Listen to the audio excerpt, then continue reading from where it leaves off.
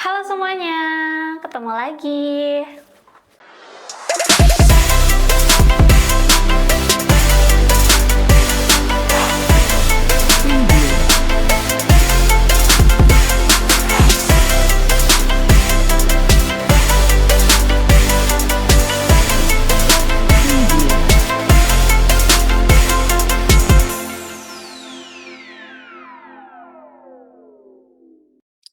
Banyak pengusaha baru, terutama pengusaha startup, yang ingin membangun perusahaan, tetapi terkendala karena tidak memiliki tempat usaha tetap. Tempat usaha ini sangat penting, bukan hanya untuk menjalankan proses bisnis, tetapi juga untuk menentukan domisili hukum usaha atau perusahaan. Banyak pengusaha baru, terutama pengusaha startup, yang ingin membangun perusahaan, tetapi terkendala karena tidak memiliki tempat usaha tetap. Tempat usaha ini sangat penting, bukan hanya untuk menjalankan proses bisnis, tetapi juga untuk menentukan domisili hukum usaha atau perusahaan, yang dimana harus dicantumkan dalam akta pendirian perusahaan dan izin surat lainnya. Memang, untuk menjalankan aktivitas bisnis, kita bisa melakukan di mana saja, seperti di rumah, kantor, atau bahkan dengan mudahnya melalui internet. Tetapi, jika ingin mengembangkan usaha menjadi lebih profesional dan membangun perusahaan seperti PT atau CV, masalah domisili perusahaan jadi hal yang sangat penting dan juga sering membingungkan.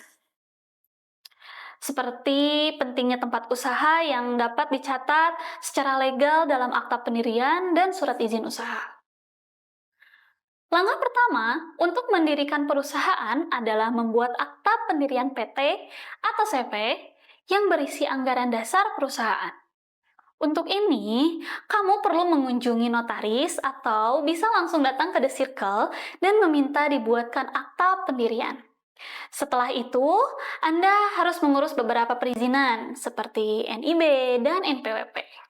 Namun, meskipun pada akta pendirian PT atau CV hanya mencantumkan wilayah, kota, atau kabupaten, saat mengurus perizinan lain, kamu membutuhkan alamat perusahaan yang lebih spesifik. Alamat ini yang dicantumkan di dalam NIB dan NPWP, serta surat izin lainnya.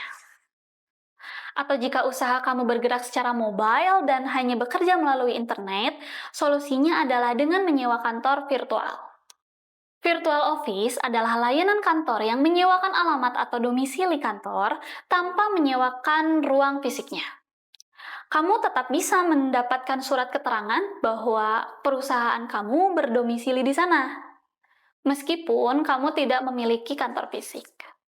Dengan virtual office, kamu udah dapat alamat resmi untuk perusahaan kamu sendiri yang bisa digunakan untuk mengurus SKDP dan perizinan lainnya. Selain itu, kantor virtual biasanya juga menyediakan layanan telepon kantor dan ruang rapat yang bisa disewa secara kebetulan.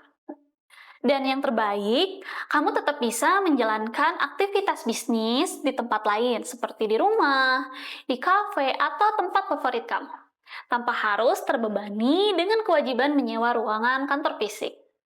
Jadi, bagi kamu yang ingin membangun perusahaan tanpa harus memiliki kantor fisik, virtual office bisa jadi solusi yang tepat.